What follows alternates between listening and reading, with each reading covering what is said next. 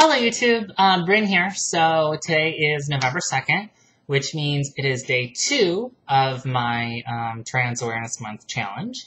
I'm trying to post 30 videos in 30 days to, I don't know, I guess increase the likelihood that someone might find one of my videos and learn a little more about sort of the more mundane day-to-day stuff about trans people and about me in particular.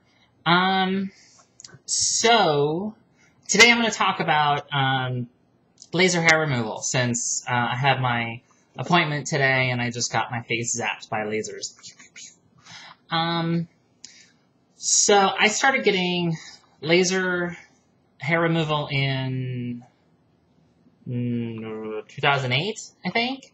Not long after I turned 30, because I have always had a really difficult time growing any kind of facial hair. I mentioned it yesterday, but even before I had any kind of laser, I could never really get like this part to fill in on either side, and this was always sort of there. There's my Adam's apple. So I would get some here and sort of on the sideburns a little, and then on my upper lip. Problem was, it was never actually very thick, like not enough that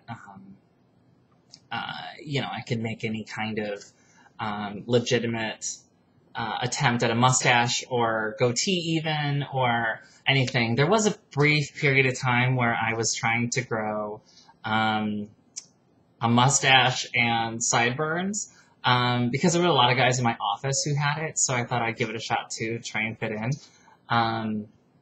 After about a month, Rogue!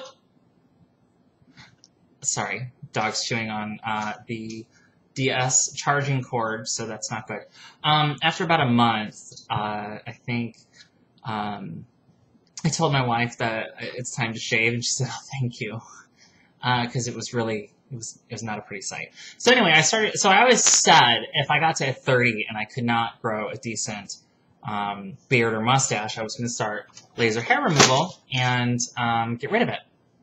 So I did. I found a local salon that, or not salon, but like, I guess it's a salon. It was owned by our obstetrician, actually, and it was sort of like an additional business that he had in the same building to do, you know, a little more money-raising kind of thing. And so I did that for like a year. I started hormones in the meantime. It was like $125 a session. And it took like an hour because I think she had the Aurora laser, but the surface area of the laser was actually really quite small. So it would take her forever to do each little bit. And the hormones really helped. So she would zap me, and then, you know, I think she did 3 passes over my whole face, so that's what part of what took so long. It got to where, like, I had no facial hair at all. I never had to shave. It was really awesome. And then I had to stop hormones in February of 2010 so that I could have surgery. And in just that 5 weeks that I was off, all of a sudden, it was like I'd never had any laser at all. So I eventually went back in after I started the hormones again and was making progress, and my upper lip is what really had come back and was making me very uncomfortable.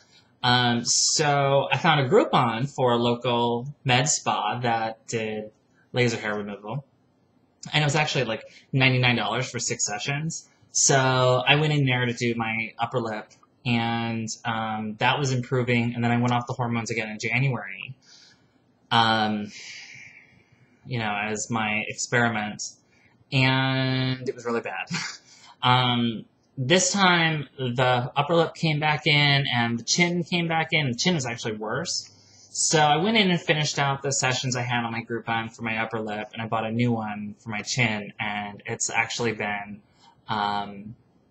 it's been a lot better. Like, even after one session, so much less growth in my chin, and now I'm back to where I can get away without shaving for, you know, half a week or something like that, maybe a little more, and there's no real, you know, obvious hairs that are sticking out. Now it's more the light ones, which is a danger with laser hair removal. The way that it works is by firing high intensity light at, you know, at your skin, and the hair follicles absorb the light and heat up, and I don't know what she's doing. Heat up, and it kills the follicle.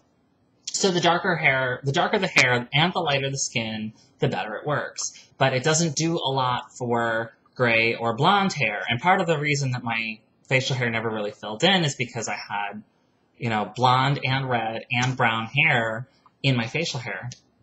So it always looked patchy no matter how much hair was there, aside from the fact that it was in fact patchy. I have an aunt who says that it's because we have a fair amount of Native American blood going back a couple generations, but I don't know. I think I'm just unlucky I can't grow a beard. Well, in my case, actually pretty lucky. You know, I don't feel so very bad anymore about not being able to grow any facial hair. All the rest of the guys in my family can, though. Like, they sneeze and they've got a beard. It's really obnoxious.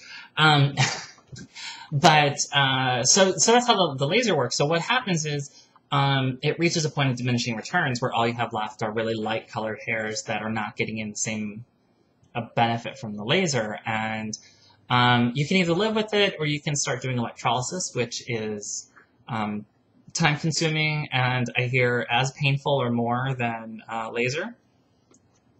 Because they have these little electrified tweezers, and they grab each hair and then send a zap down into the hair follicle and kill it that way. I've not done any electrolysis yet. I don't know if I'm going to. The laser seems to be having pretty satisfactory results when combined with the HRT, and I don't plan on going off the HRT again anytime soon. So we'll see, where all that shakes out. So that was my very hairy Friday. I hope you have a wonderful weekend, and I will see you back here tomorrow.